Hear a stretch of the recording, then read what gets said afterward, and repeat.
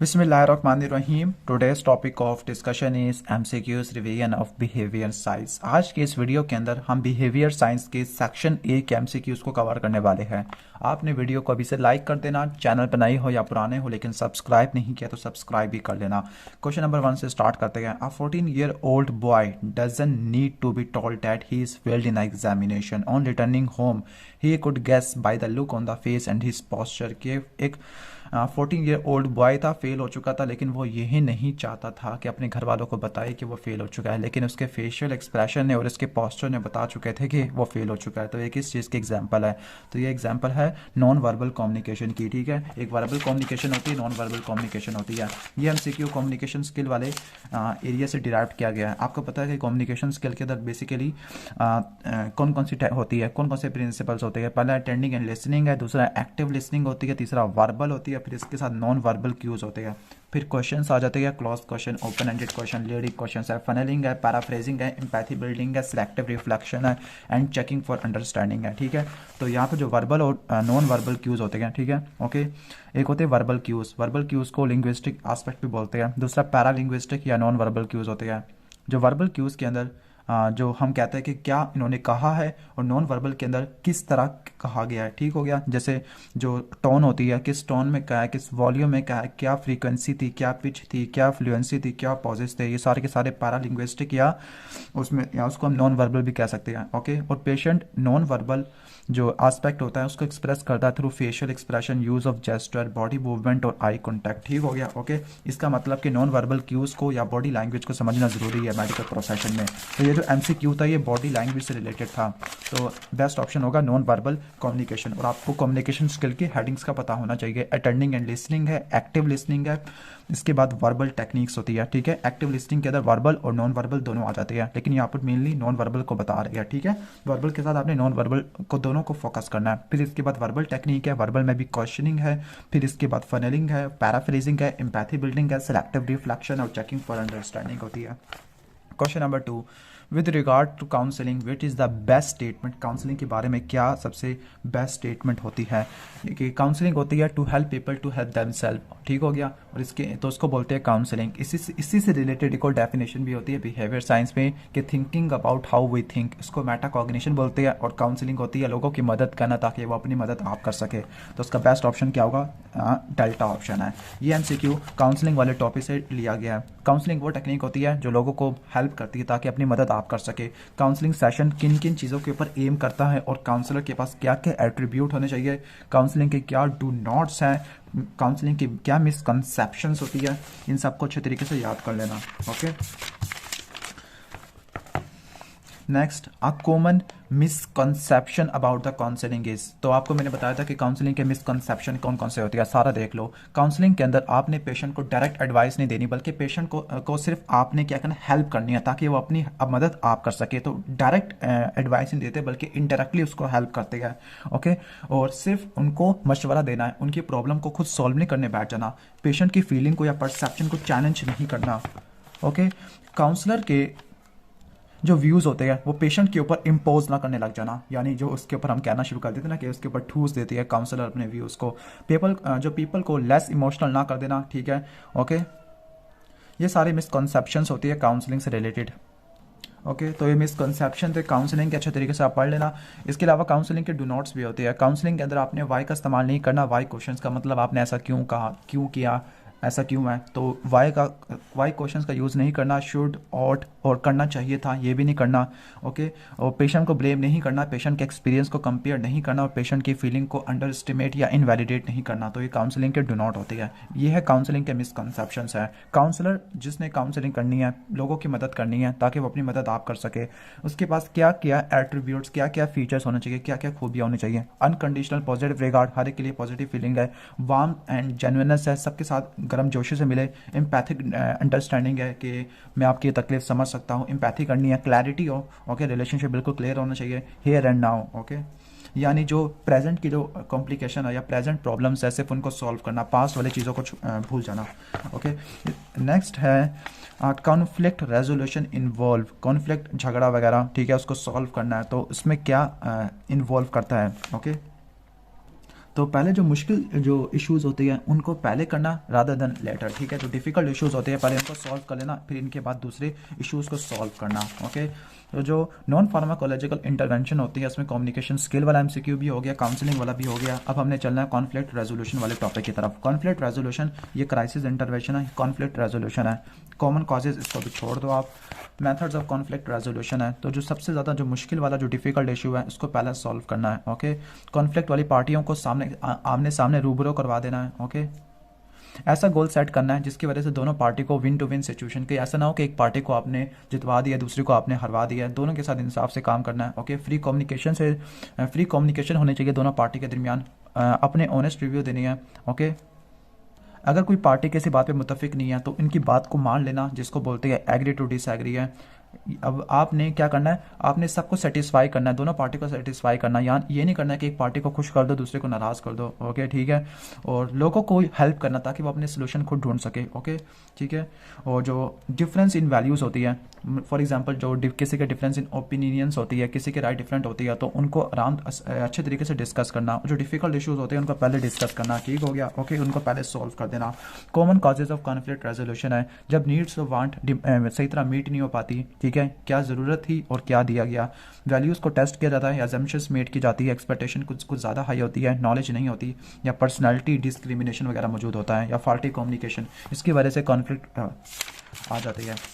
तो ये तो हो गया कॉजेज ऑफ कॉन्फ्लिक्ट, और हमने एमसीक्यू का आंसर ये बता दिया कॉन्फ्लिक्ट रेजोल्यूशन है। The person who study the culture is called, जो कल्चर को स्टडी करता है उसको एंथ्रोपोलॉजिस्ट बोलते हैं। और आपको पता है कि बिहेवियर साइंस के अंदर आपने साइकोलॉजी, सोशियोलॉजी, एंथ्रोपोलॉजी इन सबको आपने पढ़ना होता है, ठीक है। न्यूरो साइंस को भी आप लिंक कर देते हो उसके साथ ही। तो कल्चर को स्टडी करने वाले को बोलते हैं एंथ्रोपोलॉजी, ठीक है, ओके।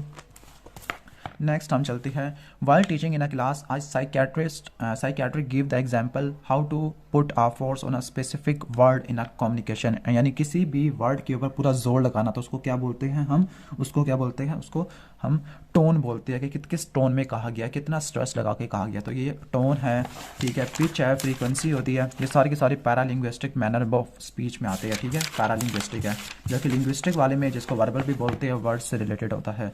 आगे seating is an important component between a doctor and the patient, तो 45 डिग्री का एंगल वैसे कहते हैं बुक में, 45 डिग्री का एंगल होना चाहिए। तो इन्फॉर्मेशनल केयर वाले टॉपिक में एमसीक्यू वैसे डिराइव किया गया है, ठीक है, कि इन्फॉर्मेशनल केयर के 7 क्वेश्चंस होते हैं और 7 इसके एसेंशियल्स होते हैं, ठीक है। नेक्स्ट हम चलते हैं, वैसे ये वाला जो 45 डिग्री वाला है वो यहाँ पे भी अप्लाई हो सकता है, handling difficult patient and their families. Next question की तरफ चलते हैं।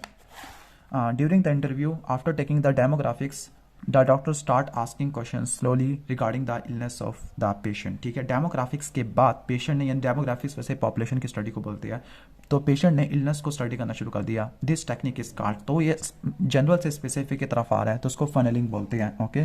क्या बोलते हैं उसको हम, फनलिंग बोलते हैं। तो फनलिंग ये किसकी होती है, फनलिंग होती है कम्युनिकेशन स्किल के अंदर, ठीक है। फनलिंग वर्बल टेक्निक होती है, ठीक है। इससे पहले हमने क्या क्या पढ़ा था, अटेंडिंग एंड लिसनिंग था, एक्टिव लिसनिंग था। अटेंडिंग एंड लिसनिंग में पूरा फोकस करते हैं, एक्टिव लिसनिंग में उसके लिंग्विस्टिक और पैरा लिंग्विस्टिक आस्पेक्ट दोनों को देखते हैं। वर्बल के अंदर मेनली वर्ड्स को देखते हैं, कम्युनिकेशन स्किल्स के ऊपर जोर देते हैं। क्वेश्चन है इसमें जिसमें close ended question, open ended question और लीडिंग क्वेश्चन होते हैं, ठीक है। फिर फनलिंग क्वेश्चन है, फनलिंग के अंदर होता ये है कि डॉक्टर जनरल से या ब्रॉडर एरिया से स्पेसिफिक एरिया की तरफ आना शुरू कर देता है। फॉर एग्जाम्पल वो ये पूछेगा कि क्या आप बता सकते हो किस जगह के ऊपर आपको पेन हो रहा है। पैराफ्रेजिंग के अंदर जो पेशेंट हिस्ट्री देता है तो डॉक्टर उसके लास्ट वर्ड्स को रिवाइज करता है और थोड़ी बहुत उसकी समराइज कर देता है। लाइक डॉक्टर ये कहेगा कि आपने अपनी बीमारी के बारे में ये बताया था, क्या बिल्कुल ऐसे ही है। एम्पैथी बिल्डिंग के अंदर आपने बिल्कुल ऐसे फील करना है कि अगर आपको ये बीमारी होती तो आप भी ऐसे ही फील करते हैं, यानी दूसरों के साथ आपने हमदर्दी से पेश आना है और ये कहना है कि मैं समझ सकता हूँ, आपका दुख समझ सकता हूँ, अगर मैं बीमार होता तो मुझे भी ऐसे ही महसूस होता। तो ये एम्पैथी होती है। सिलेक्टिव रिफ्लेक्शन है कि हर सिम्टम के साथ पेशेंट की फीलिंग होती है, ठीक है, उसको डिराइव करना या उसको मैनिपुलेट करना, ओके, ठीक है। यानी वो ये पूछेगा कि जब आपको चेस्ट पेन होता था तब आपको कैसा फील होता था, तो हर सिम्टम के साथ एसोसिएटेड फीलिंग होती है, उसको मैनिपुलेट करना, उसको डिराइव करना। और लास्ट है चेकिंग फॉर अंडरस्टैंडिंग, ठीक है। तो डॉक्टर पेशेंट की स्टेटमेंट को समराइज करता है एट अ डिफरेंट इंटरवल और पेशेंट से पूछता है कि क्या वाकई ऐसे ही है, ठीक है। जबकि लास्ट जो वर्ड्स होते हैं पेशेंट के रिपीट करना, तो वो पैराफ्रेजिंग होती है। नेक्स्ट चलते हैं हम, important component of counselling is, तो काउंसलिंग के क्या एट्रीब्यूट थे, अनकंडीशनल पॉजिटिव रिगार्ड ये था, ठीक है। Warmth and genuineness, empathetic understanding, clarity है, हियर एंड नाउ। तो ये 5 एट्रीब्यूट्स जो काउंसलर के पास होने चाहिए। डू नॉट आपको बता चुका हूँ, मिसकॉन्सेप्शन भी बता चुका हूँ, ठीक है। आगे चलते हैं हम। 3 months after the flood is over, this is the phase of, यानी एक सैलाब आया था 3 महीने के बाद, ये कौन सा फेज होता है? तो ये वाला जो MCQ है ये क्राइसिस इंटरवेंशन वाले टॉपिक से डिराइव किया गया है। क्राइसिस जैसे कोई डेंजर या हो सकता है या कोई नागहानी आफत आ गई है, लाइक फ्लड्स है, वार है, रेप है, मर्डर है। इस केस में जो क्राइसिस होते हैं, क्राइसिस के 3 फेज होते हैं, इमरजेंसी, रिहैबिलिटेशन और रिकवरी फेज। रिकवरी फेज जिसमें बंदा रिकवर कर रहा होता है, तो फिर 3 महीने के बाद रिकवरी फेज आ जाता है। मोस्ट वल्नरेबल ग्रुप जो क्राइसिस इंटरवेंशन का शिकार हो सकता है, तो वुमेन है, चिल्ड्रन है और एजेड होती है, ओके। जो ट्रॉमा सर्जिकल भी हो सकता है, मेडिकल भी हो सकता है, साइकोलॉजिकल भी हो सकता है, सोशल ट्रॉमा भी हो सकता है। इसको ट्रीट करने के लिए साइकेट्रिस्ट की खिदमत ली जाती है। क्राइसिस इंटरवेंशन के अंदर डूज और डू नॉट ये इंपॉर्टेंट होती है। डूज हम ये कहेंगे कि हाँ, ये एबनॉर्मल सिचुएशन के अंदर आपका नॉर्मल रिएक्शन था और मैं समझ सकता हूँ कि आप कैसा फील कर रहे होगे। ये आपकी कोई गलती नहीं थी, आपने जो आपसे हो सकता था आपने वो बेस्ट किया। मैं बहुत अफसोस यानी शर्मिंदा हो कि ये हो चुका है, और फिर लास्ट में वो दिलासा देता है कि चीज़ें ऐसा ऐसा ठीक हो जाएगी। हाँ, वो पहले जैसे तो नहीं हो सकेगी लेकिन बेहतर हो जाएगी। तो ये डूज होते हैं। डू नॉट क्या? डू नॉट ये कहना है कि इट इज़ बेस्ट कि आप अपने आप को मसरूफ़ रखो, okay. I know just how you feel, it could have been worse, you need to carry on with your life. तो ये डू नॉट ये नहीं करने और ये डूज ये करने होते हैं, ओके, ठीक है। आ जाता है यहाँ पर in breaking bad news exclusivity, यानी जो इससे तन्हाई वगैरह में खुलवत में बात करनी है, बिकॉज क्योंकि जो पेशेंट का ट्रस्ट होता है उसको आपने एक्वायर करना होता है, कहीं पेशेंट का ट्रस्ट गिरे ना जाए। अब जो ब्रेकिंग बैड न्यूज़ होती है उसके कौन कौन से मॉडल होते हैं? बायोसाइको सोशल मॉडल जिसका मिमोनिक होता है स्पाइक्स, एस से सीटिंग एंड सेटिंग, पी से पेशेंट परसेप्शन, आई से इन्विटेशन, के से नॉलेज, ई से एम्पैथेटिक एम्पैथी बिल्डिंग है, आई से समराइज है, फिर इसके बाद प्लान ऑफ एक्शन आ जाते हैं। नेक्स्ट है इंडिविजुअलाइज डिस्क्लोजर मॉडल, इसके बाद full disclosure model, paternalistic disclosure model और नॉन डिस्क्लोजर मॉडल। तो ये बहुत सारे मॉडल्स होते हैं for the breaking of bad news, okay. तो बैड न्यूज़ के अंदर जो सीटिंग एंड सेटिंग होती है वो एक्सक्लूसिविटी, ताकि प्राइवेट रूम के अंदर जो पेशेंट का ट्रस्ट है वो भी मेंटेन रहे, ठीक है। तो वहाँ पर बैड न्यूज़ सुनानी है, ओके। तो ये क्या होते हैं सीटिंग एंड सेटिंग के अंदर आपको बता दिया। नेक्स्ट है during breaking bad news the patient emotional reaction crying and weeping should be addressed by कि जब बैड न्यूज़ को ब्रेक कर रहा होता है, ओके, तो फिर जो अगर पेशेंट रोने शुरू हो जाए, क्राई करना शुरू कर दे, तो एम्पैथी करनी है। तो जो ये वाला पॉइंट है एम्पैथी का मतलब है कि आप भी वैसा ही फील करना, और जैसे आप उस सिचुएशन में होते तो वैसा ही करते, और दूसरों की फीलिंग को अंडरस्टैंड कर देना। तो उसको हमदर्दी कहती है, या ये कहती है कि मैं आपका दुख समझ सकता हूँ, मैं भी ऐसे ही फील करता हूँ, ठीक है। तो ये एम्पैथी करनी है, okay. In breaking bad news the best model होता है बायोसाइको सोशल मॉडल होता है, okay. While delivering the lecture why ethics is important in the doctor life, what factor do you consider the most. अब वैसे ये वाला MCQ ethics वाले topic में से है जो सेक्शन बी के अंदर आता है, लेकिन जो कॉन्फिडेंशियलिटी और सबसे ज़्यादा ब्रीच हो जाती है हिपोक्रेटिक ओथ के अंदर, यही चीज़ इंपॉर्टेंट है। Breaking bad news involve all spikes वाला मिमोनिक देखो, तो सीटिंग एंड सेटिंग होता है, पेशेंट परसेप्शन भी होती है, इन्विटेशन भी होती है, सेटिंग भी थी, नॉलेज भी थी, लेकिन ड्रेसिंग नहीं होती। नेक्स्ट है according to the holistic medicine a person is complete, mind body separate मिलकर काम करते होते हैं होलिस्टिक मेडिसिन के मुताबिक। और holistic medicine theory of holism से इंस्पायर्ड होकर बनाई गई है, जिसमें बॉडी माइंड सेपरेट और इमोशंस मिलकर काम करते हैं, जबकि traditional allopathic medicine mind body और सेपरेट को अलग कर देती है, ओके। तो बायोसाइको सोशल मॉडल है, इसका नंबर 1 प्रिंसिपल है कि डिजीज बहुत सारे मल्टीपल फैक्टर का रिजल्ट होता है, जो एक इंडिविजुअल होता है कॉम्प्लेक्स कंबाइंड सिस्टम के ऊपर मुश्तमिल होता है, बॉडी माइंड सेपरेट और सोशल रिलेशनशिप और बायोलॉजिकल सोशल और साइकोलॉजिकल फैक्टर मिलकर डिजीज को कंट्रीब्यूट करते हैं, ओके। तो हम चलते हैं नेक्स्ट MCQ की तरफ। आगे ब्रेकिंग बैड न्यूज़ भी हो चुका है, ठीक है। The interventions that do not involve surgery और ड्रग्स, इनको बोलते हैं non pharmacological intervention. Do you feel nausea after taking meal, तो ये कौन से क्वेश्चन की बात कर रहा है? क्या आपको खाना खाने के बाद उल्टी या मतली वगैरह आती है? तो ये क्लोज एंडेड क्वेश्चन है। क्लोज एंडेड क्वेश्चन ये वो क्वेश्चन होते हैं जो फिक्स रिस्पॉन्स क्रिएट करते हैं, लाइक हाँ ना, या कुछ स्पेसिफिक, जैसे आपका नाम क्या है, ठीक है, क्या आप शादीशुदा हो, आपका नाम क्या है। तो ये क्वेश्चंस वाइटल होते हैं, स्टार्ट में किए जाते हैं। ओपन एंडेड क्वेश्चन है, इनका फिक्स रिस्पॉन्स नहीं होता। नॉर्मली ये किसी भी पार्टिकुलर सब्जेक्ट के बारे में मजीद इन्फॉर्मेशन को जांचने के लिए किए जाते हैं। रीडिंग क्वेश्चंस, ओके, ये स्टार्ट होती है कैसे, क्या हुआ, कब हुआ, कहाँ हुआ और किस तरह से हुआ, ओके, और क्यों। ये मोस्टली जो होते हैं रीडिंग क्वेश्चन क्यों हुआ, यानी जो पेशेंट एक बात कर रहा होता है हम आगे से अपना एक क्वेश्चन कर लेते हैं, ठीक है। तो ये लीडिंग क्वेश्चंस होते हैं, वैसे लीडिंग क्वेश्चंस अलाउ नहीं होते, ओके। नेक्स्ट क्वेश्चन की तरफ आ जाते हैं, ओके। तो नेक्स्ट क्वेश्चन की तरफ जाते हैं हम। तो after listening the patient the physician summarises the patient last word, यहाँ पे लास्ट वर्ड्स आना चाहिए था, तो उसको बोलते हैं हम पैराफ्रेजिंग है, ठीक है। तो ये वाला टॉपिक कम्युनिकेशन स्किल वाले से डिराइव किया गया है, ओके, ठीक हो गया। तो ये है फनलिंग है, इसके बाद पैराफ्रेजिंग के बाद एम्पैथी करनी है, यहाँ पे सिलेक्टिव रिफ्लेक्शन करनी है, और फिर चेकिंग फॉर अंडरस्टैंडिंग है। तो ये सारे के सारे कम्युनिकेशन स्किल के पॉइंट्स या प्रिंसिपल्स होते हैं। नेक्स्ट आ जाते हैं, after giving a history the patient become unresponsive and numb for some moment, doctor ask the patient about his reaction.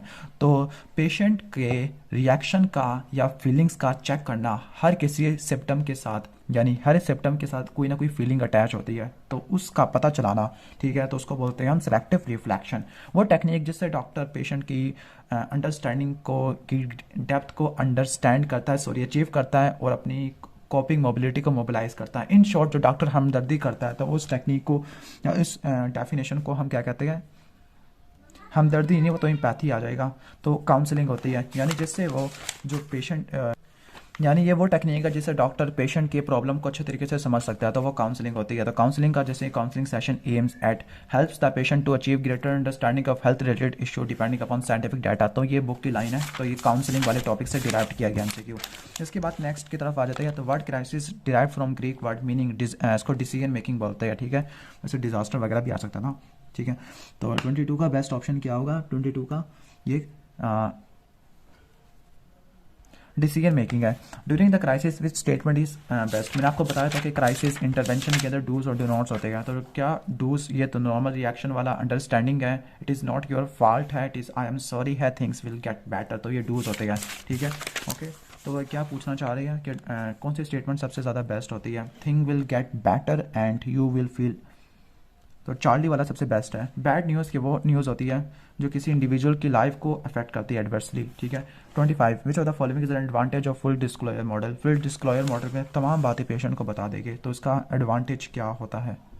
तो इस केस में जब पेशेंट को अपनी बीमारी का सारा पता चल जाएगा, तो उसको फैमिली सपोर्ट या दूसरे टाइम का पता चल जाएगा कि इसके पास कितना टाइम है लाइफ के लिए। विच of the following is an advantage of individualise disclosure model, कि इंडिविजुअल वाइज क्या करना है, बैड न्यूज़ डिलीवर करना या ब्रेक करना। तो कौन सा एडवांटेज होता है किसका, इंडिविजुअलाइज डिस्क्लोजर मॉडल का, यानी अकेले में पेशेंट को बताना कि आपको कैंसर है या दूसरी चीज़ें हैं। तो इसमें इमोशनल सपोर्ट बेटर होती है। Robertson 7 stage of crisis intervention, सबसे पहला जो स्टेप होता है रॉबर्टसन वाले केस के अंदर, तो ये वाला है plan and conduct a crisis assessment. तो ये नंबर 1 आता है, ठीक हो गया, okay. Plan and conduct a crisis, okay. तो अल्फा ऑप्शन है, बाकी भी देख लो आप। नंबर 2 में establish rapport and collaborative relationship है। नंबर 3 में डायमेंशन को आइडेंटिफाई करना है। नंबर 4 के अंदर इमोशंस को और फीलिंग को डील करना है। नंबर 5 के अंदर अल्टरनेटिव रिसोर्सेज को और कॉपिंग स्किल को जनरेट करना है। नंबर 6 के अंदर फॉर्मुलेट एक्शन करना। नंबर 7 के अंदर फॉलो अप प्लान है। तो ये क्राइसिस रेजोल्यूशन की क्या होते हैं, 7 स्टेजेस होते हैं, जिनको रॉबर्टसन 7 स्टेज बोलते हैं। नेक्स्ट है in crisis the most vulnerable women, children और एजेड होते हैं, ठीक है। Which of the following is not true for informational care session, okay. तो इंफॉर्मेशनल ओवरलोड को आपने क्या करना होता है, ये तो ठीक है, लेकिन ये वाला use of figure and diagram ये यूजफुल होती है, करना चाहिए। विच of the following is true about conflict resolution के बारे में क्या बात बिल्कुल ठीक है।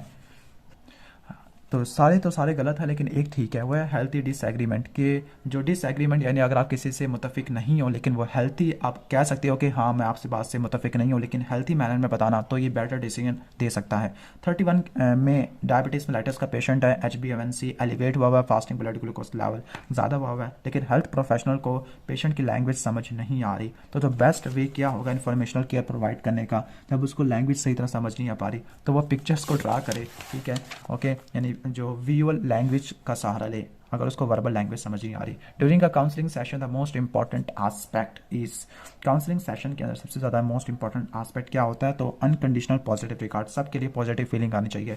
Active listening is best accomplished by the doctor understanding using the paralinguistic aspect के, टोन क्या है, फ्रीक्वेंसी क्या है, पिच क्या है, ठीक हो गया। While dealing with a patient who is fearful about not waking up from anaesthesia for here hysterectomy, empathetic response, की एम्पैथी होगा क्या कि मैं आपकी प्रॉब्लम को या इशू को समझ सकता हूँ, ठीक है। I do understand your concern in your situation, I too may have felt the way you are feeling. तो इसको रट्टा मार लेना इस लाइन को। इसके बाद है effective communication skill are considered essentially important for the doctor, the most important reason for a doctor to develop effective communication. तो इफेक्टिव कम्युनिकेशन का सबसे बड़ा फ़ायदा या क्यों हम करते हैं ऐसा, ठीक है, क्योंकि ये डॉक्टर पेशेंट रिलेशनशिप का बेस बन जाता है। ठीक हो गया, इनका जो इंटरेक्शन होता है इसी की वजह से तो होता है। ठीक है, अगर कम्युनिकेशन सही तरह से हो पाएगी तो डॉक्टर पेशेंट रिलेशनशिप भी अच्छे तरीके से चल पाएगा। तो ये थे 35 MCQ सेक्शन ए से रिलेटेड। अगर आपको वीडियो अच्छी लगी है तो वीडियो को लाइक कर देना, चैनल पर नहीं हो तो सब्सक्राइब कर देना। मिलते हैं नेक्स्ट वीडियो में, तब तक के लिए अल्लाह हाफिज़।